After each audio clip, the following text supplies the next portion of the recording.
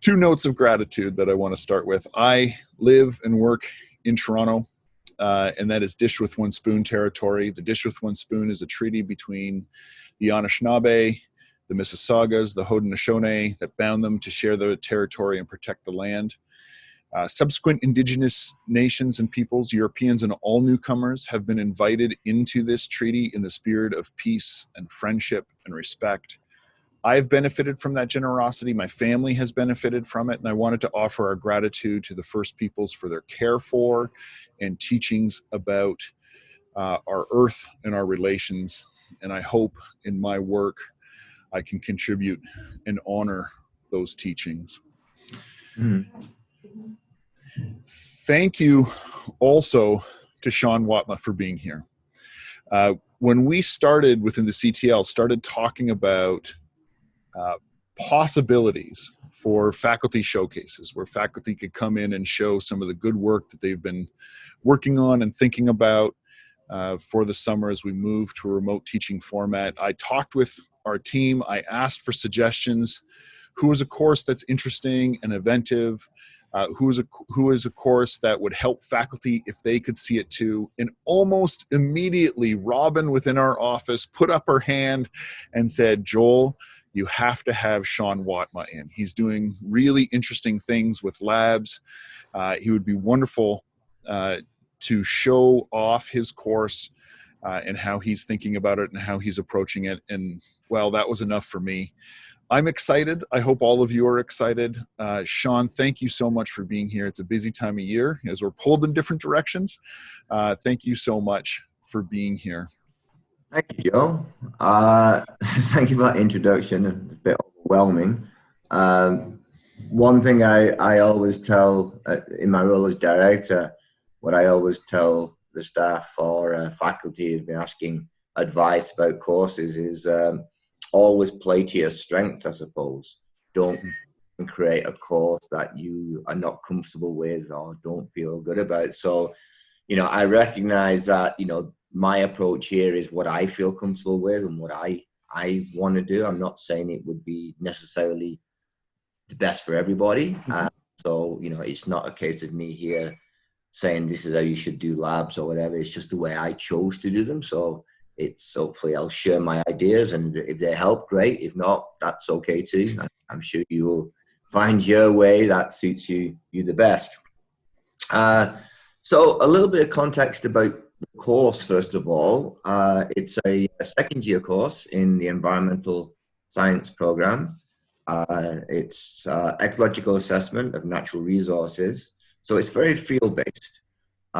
It's a core course, and I think right now enrollment is about 140 students. So it's typically, that's the typical number we have. What would normally happen in a non-COVID year is that there would be 3 hours of lectures, and there would be a lab that is run every other week. And we split the students into groups of 20 to 25. And I effectively go out 6 times over the course of 2 weeks with each group doing all the field measurements. And I personally go out on each lab session, and just because I enjoy it. I mean, I do enjoy that part of the teaching, being out in the field. It is important, certainly in environment, when we can try and portray the information on a computer screen. We can show documents, we can show reports, we can show videos, but nothing really beats getting out and about, seeing the environment, experiencing it. And, the objective of this course is learning how to measure it so that we can protect it in a better way. So that would what we normally do. And so when we were going through the summer, my initial thought was I would like to, if possible, still run the labs. I do the lectures remotely, and we are in the TSE offering some courses like that, where we are still keeping labs. We still have in-person courses, but they are smaller in number and therefore manageable. There was really no way that we could actually offer in-person classes to 140 students. So that meant we had to switch to remote. And that's what I'm going to talk about right now, and how I decided to reframe or repurpose my course in a way that still gives students that experience, and importantly still meets the learning outcomes that I try to set up for the course. So one thing you'll notice, it is a remote course. It's not an online course, and hopefully we all know the difference between the two. It's not set up in modules the way many other courses are in other disciplines. So basically what I will have are 5 lab assignments that they do that basically go sequentially, and the lecture material kind of supports them, but they're connected in the sense of, in week 6 or 7, I might be talking about precipitation or hydrology, but I still want to connect it to, say, soils that occurred in week 2, because water, when it percolates through soils, causes changes. So I don't want the course to be seen to be or perceived as separate nodules that are not connected. And that's because one of the things at the end is the exam at the end. It's not so much an exam where I just ask questions, name this, explain it. It's more of a case study. I give them a problem, and I ask them to, based on the information and the knowledge you've gained during this course, how would you go about solving it? So you need that connectivity. You need to be able to draw on information from lectures 2 to 3 in a way, in an order that shows that you understand it. So it's a little bit different in that way. The course is set up. It is a core second year course. So what we do is we cover quite a broad range of materials. So I cover everything from soil science to plant ecology to hydrology, atmospheric chemistry to modeling, to biomonitoring. So there are a lot of components, a lot of facets to this course that are all kind of connected as sequentially as we go through, because when we're actually trying to assess the impact of a human activity on our natural environment, I try and explain to students that you've got to consider all these various aspects. You can't consider the plants without considering the soils. You can't consider the soils without looking at water, if things are coming from the earth. So they are connected. So it is a very broad course, a lot of breadth, which is good, but it means that we don't really get the depth. I have 1 week to cover soil science, and in the TSC we have a full course on soil science. So it really is an introduction to upper year courses. So I also try to inspire them to become interested, so that these are the areas that they will take in upper year courses, and of course some of the background information. And the other thing about this course is it's a lot of data collection. And that sometimes is a bit intimidating for students. While it is a science, I do get a lot of BA students. Again, the TSC has, of our 13 degrees, 9 are science, 4 are actually arts degrees. We are very interdisciplinary, and art students have to take a science credit, and oftentimes one of the courses they take is mine. So I am aware that I have a very, very diverse background, and so I have to make the course accessible for everybody, at the same time interested in challenging for students. So trying to pitch it at the right level is always a challenge. And the data part of things is something that sometimes frightens students, because it's seen as math. And I try to explain that really, if we want to protect the environment, we have to be able to measure it, we have to be able to quantify it, because this is how we make decisions on how to protect things.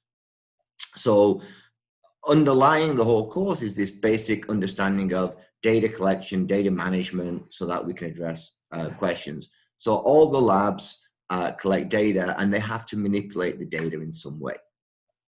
So that's a little bit about the background of the course.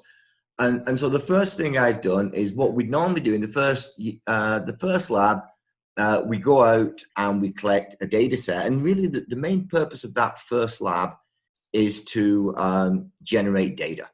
And it doesn't really matter, I'll swap that around what data set we'll collect. It gives them some field experience, but it also, the main purpose is for them to collect data and manipulate it in Excel to feel comfortable, creating some basic figures, some plots, learning how to write a report.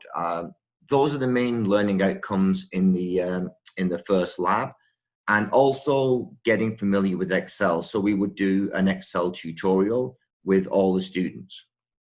So this year, what I've done, I'll just click on here, is we put together a series of Excel tutorials. And one challenge that we've seen in the past is that when students bring their laptops, they either have a PC or they have a Mac. And when you're using something like Excel, the commands, the way you do things are different. And, you know, it is a bit challenging. So in the class, this is often quite difficult to do because you're dealing with two things at the same time. In this remote world, it is quite simple. We just basically created tutorials, and we created separate tutorial for Macs and for PCs. And then within the PC, this part is because actually when we posted all the videos that we created, it was too large actually to put into one folder. We had to split it up. This is purposely, I don't know why this happened. We couldn't put all the videos in one section without not seeing the content of some of them. So this is all it does. It splits it up. And then what I've done is, I mean, it's not really in depth, but you can see I'm talking about software basics, making and formatting a table, sorting data, using formulas, etc. I'm not going to click on them and go through, but these are short 4 to 6 minute videos, each with a target area that's identified that students can use, and everything for every command, every function in Excel that they will be required to do for my course are covered in this series of short tutorials. So there are about 8 or 9 or maybe 10, I can't remember, short tutorials that are in 4 or 5 minute block. And I think that's important, that they are in short sections. It's easier for them to find if they're looking at a particular thing, and they don't have to sit through the entire lot. And it's the same for the Mac version. So I have all these Excel tutorials. So what they would do is go through those. So that's the Excel part of it. So I'm just going to go back. I think.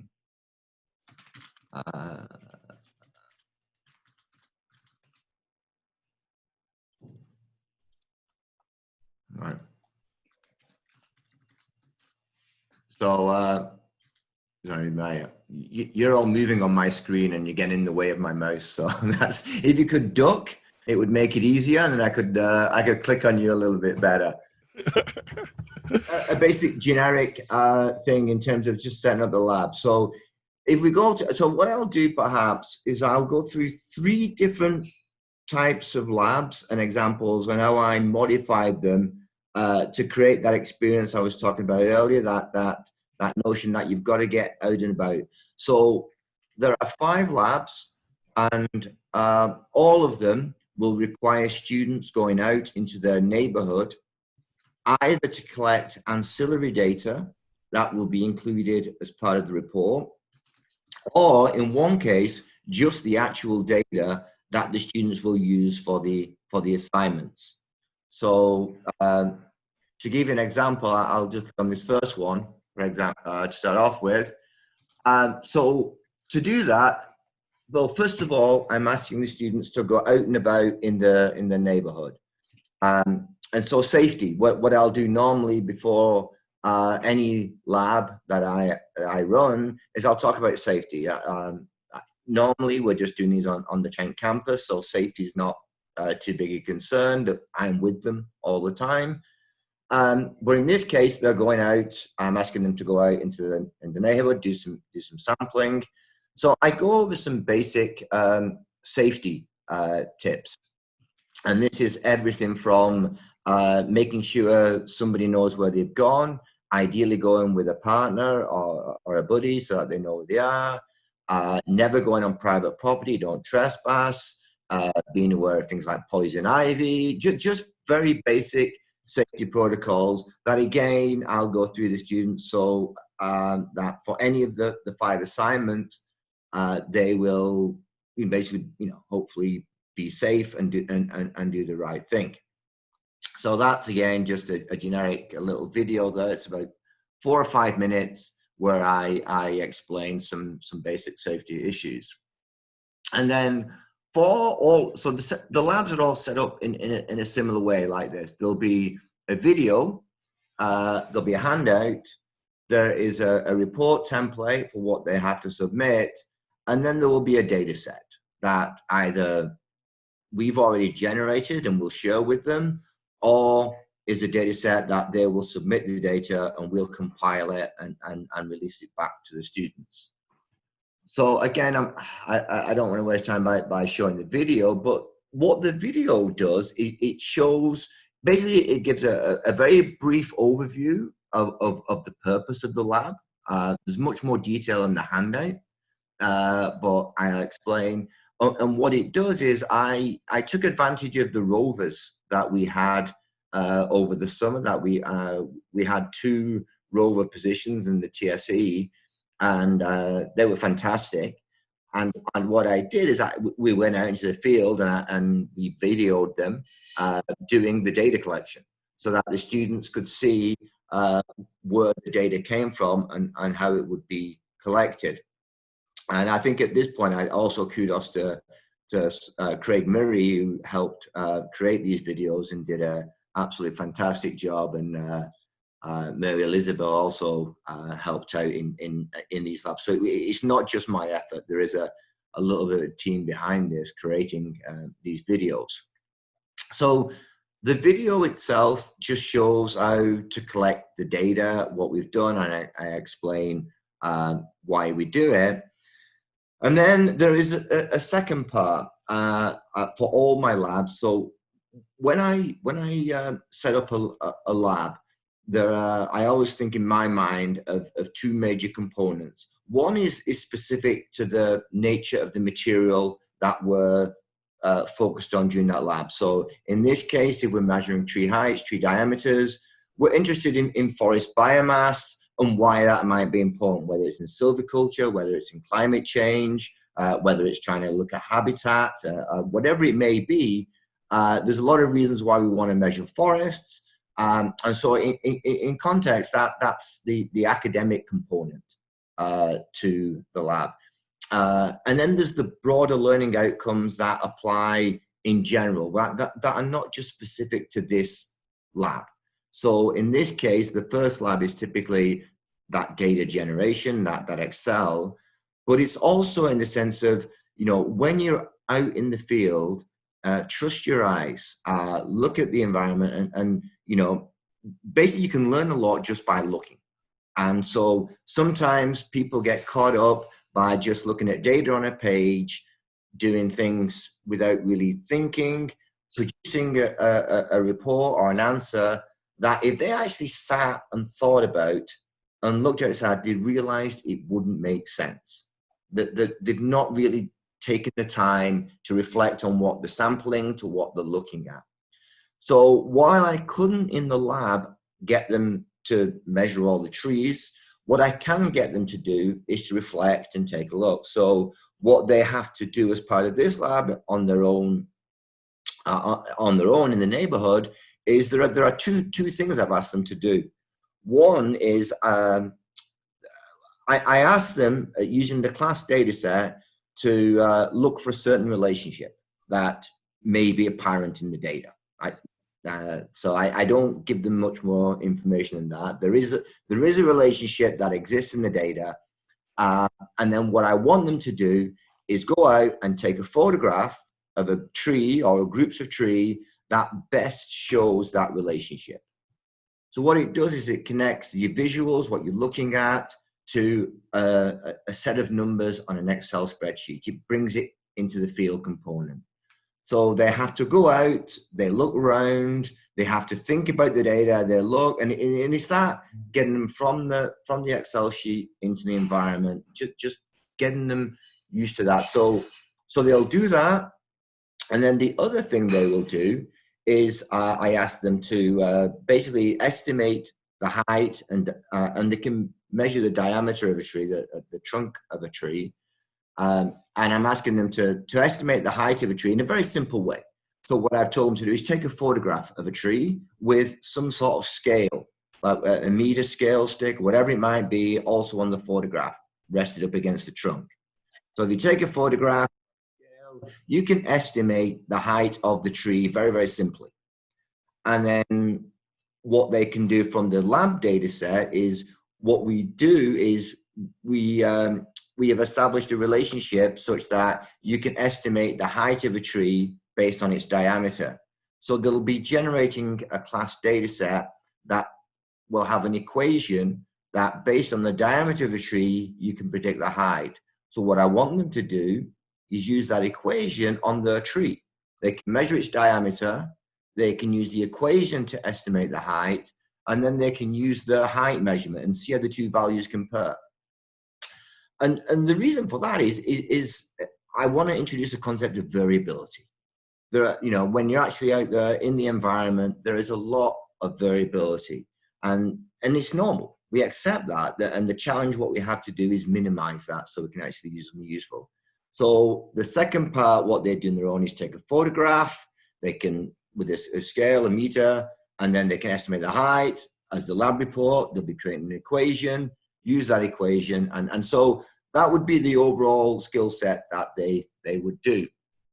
The lab handout goes over that in detail, so that it explains everything that they need to do, everything from how the clinometer works, how we do the data, and then to make it relatively straightforward, there is a template where it's a lab report, and it's broken down into multiple sections, each worth 5 marks, 10 marks, whatever it is. So very defined, and there is a rubric that goes along with this. And the reports are, again, a little bit split, and there are certain things that are very straightforward. I'm asking them to plot the distribution of stem diameters for coniferous trees, for example. So basically, they're going to create a histogram with a figure legend. So it's very defined. It's a task that it's a skill they're learning, do this task. And so there are a number of tasks embedded within the report that they will do. They actually produce a scatter plot. They have to calculate biomass using an equation, for example. So those are very defined skills, very simple to grade, very simple to mark, because it's all laid out for them. And if they follow what's in the Excel tutorials, then it should hopefully be quite straightforward. And then there are two other sections of the report where I give them a bit more license. And that would be in the introduction and in the discussion. So what I ask them to in the introduction is, explain to me why it's important to measure forests. And when I'm asking a student to do that, I'm giving them flexibility. There's no single answer that's correct. There are many, many reasons why what I'm trying to get them to do is give me a reason and support it using evidence in the literature and articulate it in a way that is quite readable. That's what I'm looking for. So I'm giving them some creativity, some license to be creative, both in the introduction and also in a discussion, whereby we collected data with blackboards and ask them some questions about why are these data important? Why does variability exist? What may cause that? How could we minimize that variability, etc.?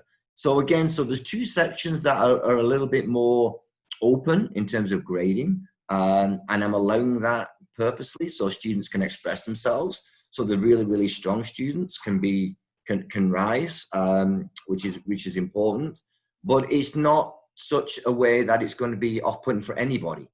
So again, bearing in mind just the range of students that I deal with, setting it up that way makes it that everyone can do fine, and the good ones can still shine, That's really what I'm trying to do. And then there's the lab data, then that's where the data set would come in. So that's one example of of the lab. I'll go over two more very quickly, and then I'll probably stop because hopefully you get it right. So the second lab is the one lab whereby they generate the data. I do not provide them with data for this lab. And again, this is a lab where we're interested in biodiversity. It's a very important aspect.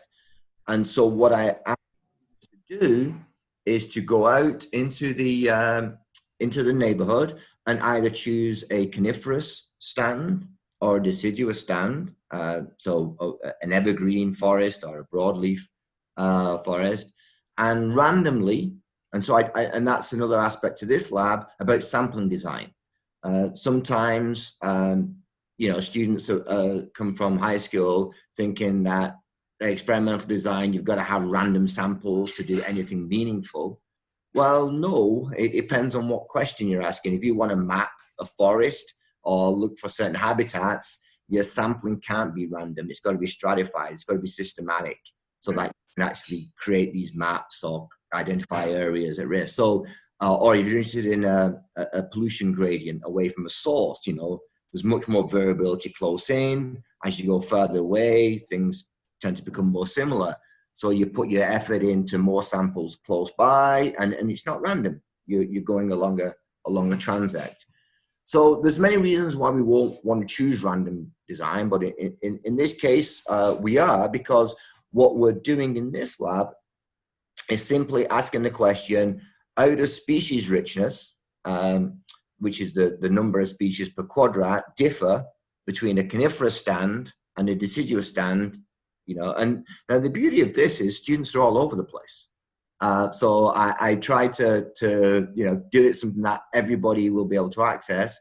I purposely chose species richness because I recognize that not everybody can identify plants. I mean, there are lots of apps now, so if they can identify, there are kind of bonuses in there for students. If they can identify their plants, that's great. They might get an extra mark or two, but it's not required. So what a student will have to do is go out into their neighborhood, either a deciduous forest or a coniferous forest, randomly. And I show a video with, and there's many ways we can do things randomly. They can either be chosen randomly beforehand or randomly at the site. I do point out that, if point happens to end up in a clump of poison ivy, don't sample it. Use common sense. But and then all I have to do is count the total number of different species. So anyone can do it. You're just looking at plants, and you can identify. In a forest, it's easier because there's lots of open ground, so you're dealing with a manageable number. The students will then submit through probably just a survey. They'll have to identify, was it a coniferous stand or a deciduous stand, and how many different species did they identify in their quadrat. So we have 140 students. We should get at least 140 data points back from the class. Students can do both types if they're interested, because as I say, if you're making a comparison and you happen to see both, again, it gets back to that point in lab one. Visualizing the data, being out in the environment, experiencing it, means you'll do a better job of interpreting the data that's on the page. So, but again, it's not required just because I don't know where people live, how easy it is for people to get around. It is out and about. It's doing things, and what they have to do is take a photograph of their quadrat and submit that with the report. What that does, it stops anybody just, writing coniferous 14 and not doing anything, right? That's my way of ensuring that, the students will actually go out and do that. They have to submit a photograph that shows their quadrat that they went out and measured.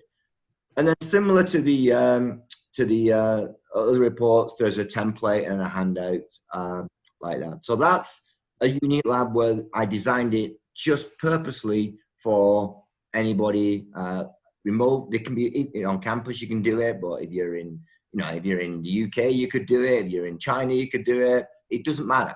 You can still do it. What it will do, of course, it will add to the variability, and hopefully in the students' reports, they can discuss that we're not all in the same location. That a coniferous stand in Southern Ontario might be quite different from a coniferous stand in Alberta, for example, or in the boreal versus the Carolinian forest type. So, there's in that ways, again, it's provided opportunity, things to discuss. And my final example, I'm not going to go through all 5, but it just adds a different aspect, and which was in some ways perhaps the most challenging, is this lab here about rainwater chemistry and environmental variability. So in this lab, what we normally do is we'll go out onto the drumlin, Lady Eaton drumlin, and we put out precipitation collectors just before reading week, and we leave them out over reading week, and we'll bring them in after reading week. And the objective of that from the environmental aspect is we're interested in hydrology. So we're looking at interception, the way the canopy prevents water from passing through the canopy into the soil. So we put out collectors beneath a coniferous stand, beneath a deciduous stand, and in an open area. And we leave them for 3 weeks, and then we measure the amount of rainwater that we collect, so precipitation depth. And then we also measure its chemistry. And we're talking about contaminants that are in rainwater, and we're comparing them. And we're also comparing nutrient cycling, because nutrients fall out of leaves and into the water as well.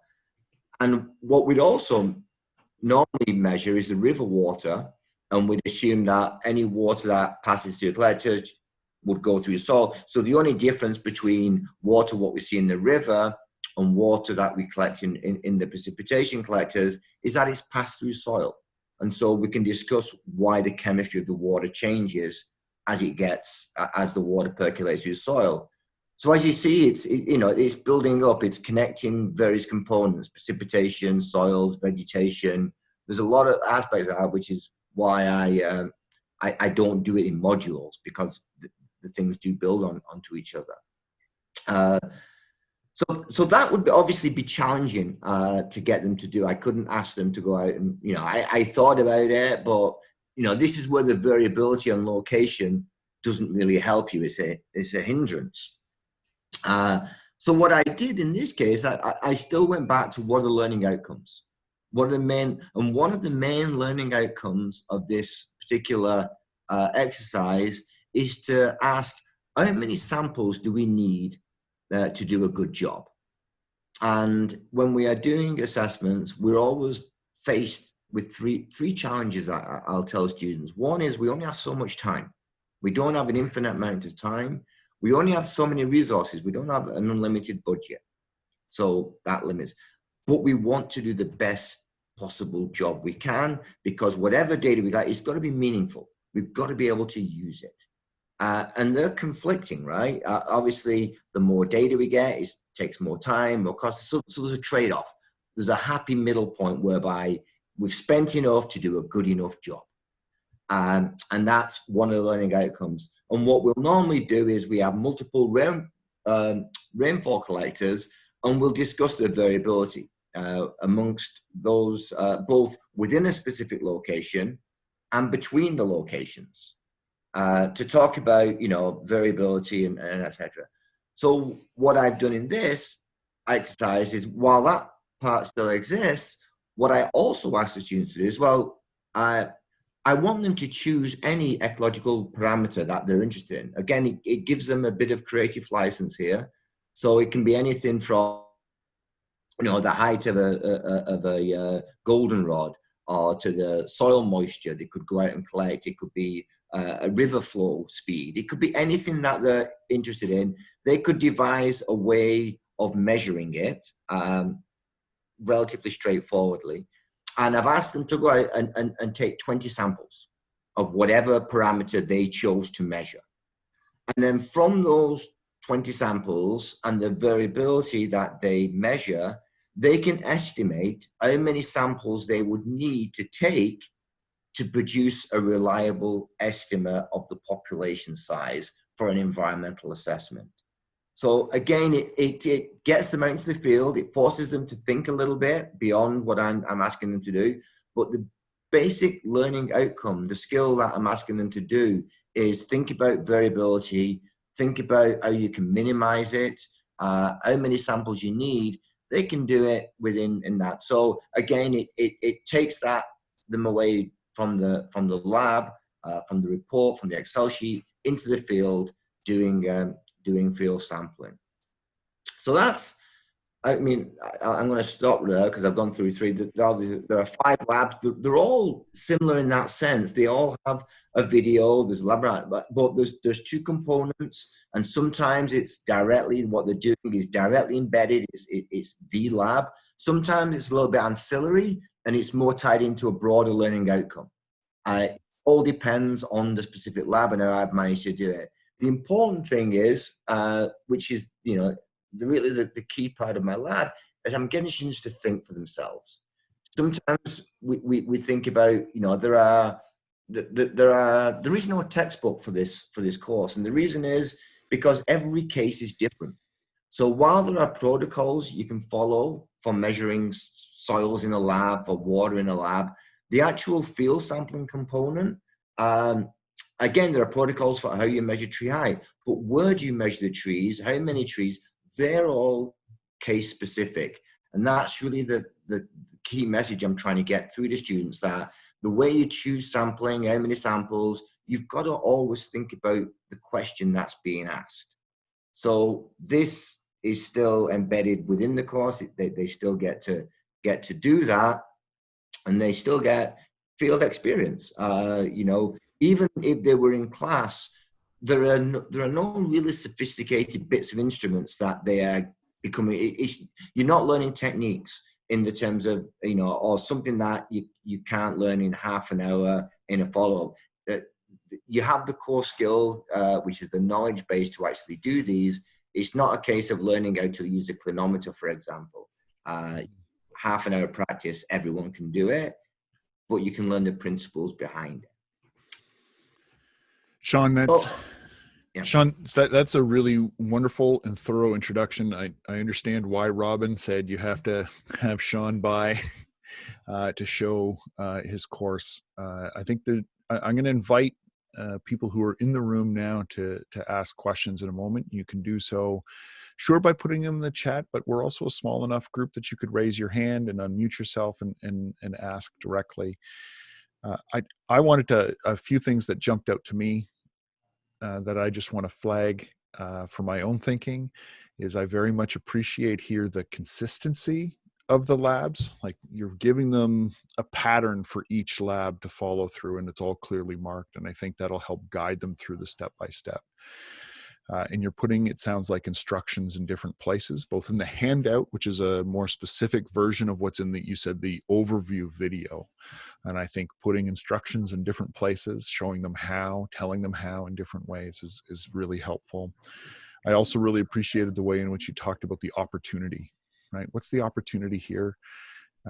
As you talked about the diversity in the samples that they could collect. I appreciate all those aspects of what you talked about, and I do have a few questions, but I think this is a great time for us to also ask Shaun directly about his design, the way he's approaching labs, and what might be changing or staying the same from how he would usually operate the course in what he's doing now in this remote format. So I'll pause. I'll take a nice long sip of coffee here. Everybody can collect their thoughts. There's a question here in the chat. It sounds like a great course, Shaun. I read that with an exclamation mark at the end because that's what happens, because it does. Fascinating approach to a remote course in science. Oh, he has a meeting soon. Sorry, that wasn't a question, but he has a meeting soon. He's going to log off now. But that was a compliment that we wanted to bring forward. Katya, I see your hand. Sarah Piper has also raised her hand. So we'll go Sarah, then Katya. Sarah, are you able to unmute yourself and ask Shaun a question? Yeah, thanks, Joel. Hi, everyone, and thanks very much, Shaun, for that overview of your course. That looks really cool. That looks like some pretty cool solutions to what we're all sort of dealing with. Um, I had a question about whether or not you're also having any synchronous lab time. So obviously your videos are pre-recorded, which is a good because you don't have to deal with tech issues or anything like that. But are your students meeting for synchronous lab time with, say, a TA who also talks them through some of the data that they've collected or some of these analyses that you'll be doing, things like that? Sarah, how you doing? Good. Yeah, yes. So the way the course is normally set up is there would be, as I said, 3 hours of lecture and then the 3 hour lab, and I would normally go to all the labs as well.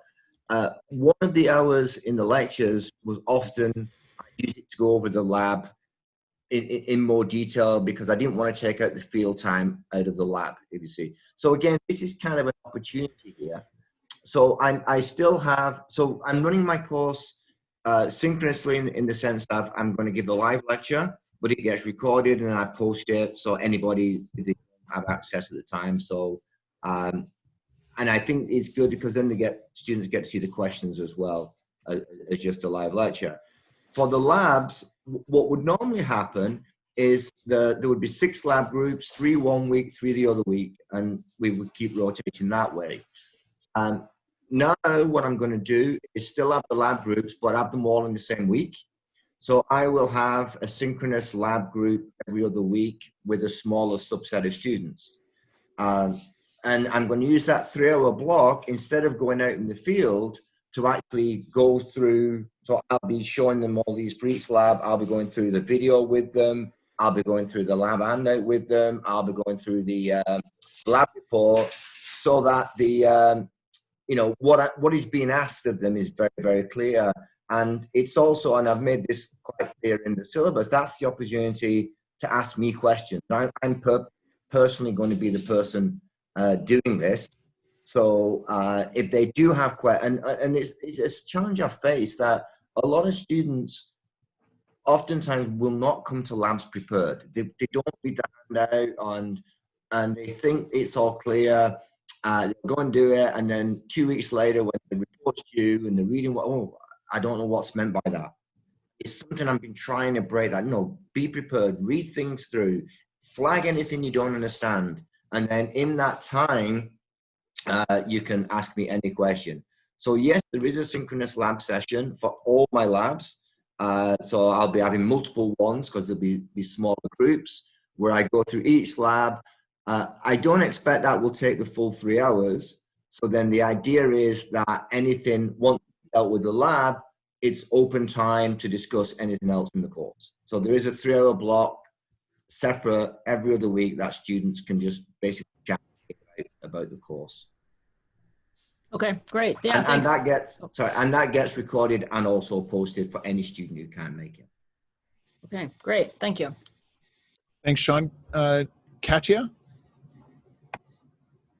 Hi, Shaun.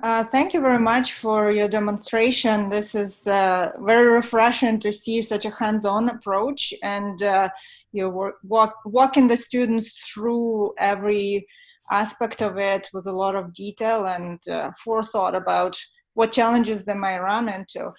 My question is probably related to Sarah's, and maybe that's what you target in your synchronous sessions is, with all these labs, I see a great opportunity, of course, for you to kind of provide a bit of a debrief, right, and a feedback on, so what are the big themes that we've observed in this lab, sort of key takeaway messages. And I was wondering how exactly and when and where do you provide that feedback after the students have had the chance to go through the thorough process of each lab?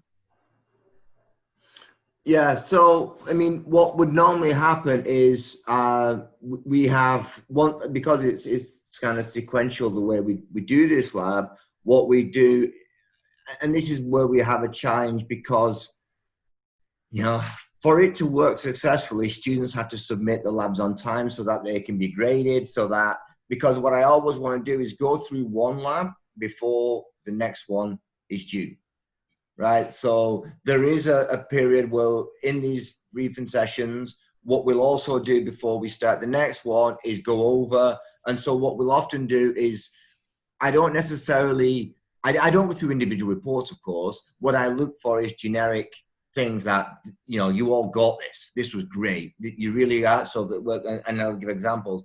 If there was a particular section that I felt was weak, I'll address it. I'll say, look, you guys really struggle on this, and it doesn't seem so. I will talk about that as well. So that's always done prior to the next lab, once I've had them all in. So I mean, what I for this course, I do have 4 TAs.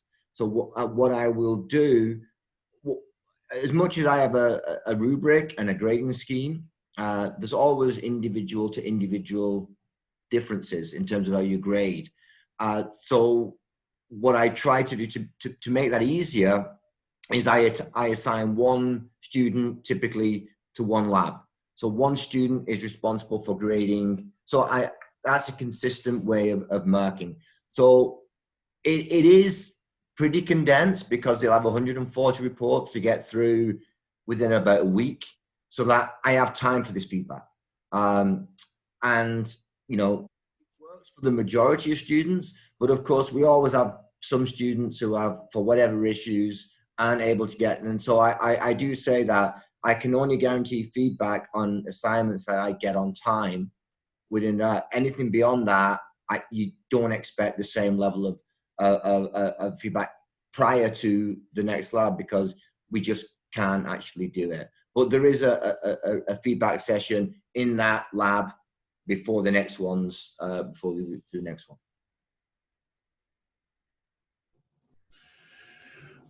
Okay, Shaun, there's a question from the chat, and I'll frame this by saying it's from Travis, who's curious about some of your choices about videos. He says and wanted to underscore here that he's not familiar with the discipline and the tools and techniques that are limited to a university lab setting, but he's curious about the decision to record your own videos, and if there were any videos that you considered from the JOVE, the Journal of Visualized Experiments, and if you didn't go in that direction, or you're not going in that direction, why not use the JOVE? Good question. So the best example I will give you is within the JOVE, or Jove, that there is a very good video that shows how to use the point quarter method for measuring stem density, basal area. And that's actually one of the things, one of the labs, that's what we do. And so I did think about that. What the challenge is, I don't have a Jove video for all 5. So what that would do is would go against something you mentioned earlier. Things would be set up differently. There wouldn't be that consistency. And the other thing is, it was an American videos, or the units were imperial, not metric, which is a bit confusing. But it wasn't our forest. It was not our data. It wasn't the data that we showed. So and sometimes the video was about 8 minutes long, 9 minutes long, and there was probably about a minute in which I wouldn't. So I've either had to edit that joke, and I don't even know if I could, or redundancy. Some things I don't even ask for them to do. So this way, I was able to do the video my way, and a way that I can. You know, I'm only giving the students the information that I want them to go over, to learn, and it is showing the actual forest that we measured. It's not a forest in South Carolina, for example. That's really a helpful explanation, Shaun. And what I really like about it, and Travis is saying thanks in the chat here, makes sense, is that puts the student at the center, right? It's more work for you, but it does put the student at the center. I mean, maybe it's less work for you in the long run because you don't have to undo things that were in the video, but it does put the students at the center. Nancy has a question about RStudio in ERSC. Nancy, are you able to unmute yourself and ask Shaun that question? Hi, Shaun. I can't tell you how fantastic This is really so helpful to me because I wear two hats. So one is that I teach with COIS sometimes, and the other is I work in the day with student accessibility services. And so I'm so excited about how you are using Excel and really taking a very accessible tool to further the learning of the students. And I want to know, generally in environmental science, will you, with the data, want students to ever learn R as far as that kind of stuff? Because it seems to me like R has kind of come from grad students only down to certain first-year courses with data manipulation and so forth, just to set the expectation for students. So I'm just curious in environmental science for that. Good question. I hear you. You know, R is becoming more and more. My grad students all use it. I know many of the upper year students, my honors students, for example, use R. It is certainly becoming more popular. I don't think second year students, the majority of second year students are ready for it right now. I think. And I think it would be something that I couldn't do. I can do Excel in this course at the level I need to. Right? It's not a math course. It's not a data. We use data, but it's really information that we get from it, and it's presenting it. I think the amount of time that I would need to introduce them to R would be more than I've got. Which I can do with Excel. I have enough time to do the Excel. I don't think I'd have the time. And also the comfort zone of the students, I don't think is there either. I think some would be fine. I mean, absolutely.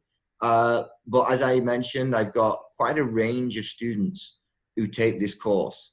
And that's always a challenge. I'm trying to find the middle ground.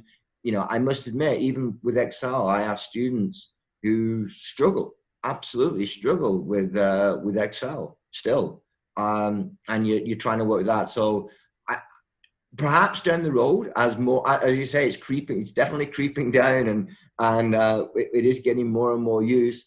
I don't think we're there yet. Down the road, I mean, the versatility is there for sure. I mean, and it's, you know, in 10, 15 years from now, absolutely it would be a very, very useful skill set to set. I just don't know within the time frame of my course, and you know what the main goal, whether I would have the time to cover in enough detail that would allow them to complete the course and cover the other main learning outcomes. Thanks, Shaun. I do have a bit of an eye on the time here, but I'm so happy for the substance of this discussion. It feels like we're headed in a really good direction here. But by way of close, Shaun, I have two questions, general in nature. One, I'd love to hear you talk a little bit about what you're really happy about with this plan, what you're really confident about here that's working, and I'm wondering if you have any concerns about how the labs will be working here, what you're anticipating as being some challenges for students and for yourself. So it's a two-part question for you by way of close. Hey, so what am I happy about? I think I'm happy in the sense I've kept the field component at the core. Mm-hmm. It's still embedded in every assignment. All my students will get out about. In some ways, what it's done is actually I've tried to get them. I mean, we're all zoomed out. I mean, over the summer, I'm pretty sure, and I do have sympathy with students in the fall. Those taking 5 credits online, it's going to be a challenge. I think the way I've done my course, the assignments are out and about. It's a way that they can do a lot without being on the computer for my course, you know, and I think that's important. It gets them away from the screen. At the same time, I still feel I'm connected with them through the videos, I'll still be doing the lab sessions with them, the synchronous lab sessions So I'll still, I don't think connection is going to be the same. It never is. I mean, oftentimes I would be, walking up the drumline. Probably many of you have seen me with the student, and we'd be chatting, right? And that's what I was talking about earlier, Joel. Just the other things, varsity soccer players, whatever, rugby players. I've been talking about things like that. They'd be asking about my accent. I'd be telling them Italian or French, and then they wouldn't believe me. But I can have that banter, that humor. That's going to be that's the thing I'm going to miss. I think. I'm trying here in Zoom, and my jokes are probably falling flat when I'm with students. I know if I'm getting through to them a little bit, it's got to be fun. I try and make that clear in all my teaching. What I do is fun. I enjoy it. That's why I do it. And hopefully across in the labs, and I try and in lectures. My lectures are often based around cases I've been involved with. And there's that real world examples I'll go through, or my students, and sometimes my former students who've been and work for the government, Ministry of Environment, they'll come in and give a guest, and what they'll do is they relate the content of what we're covering in the course to real world applications, how the information that we're collecting in the real world. So trying to maintain that is going to be the hardest thing, that banter, that connection. And so, what am I most afraid of? Yeah, that potentially losing students because of that lack of real, banter, that personal connection. Obviously, IT issues are always going to be there. Everybody's got that. We experienced that this morning. That students are all over the place, and it's relying on technology, and we're just touching wood that the technology will be able to support it. But at least on this way, the videos are always available, everything. So even if they can't see it live, they will be able to see it. But again, it eliminates that connection if they're just seeing it offline, so to speak.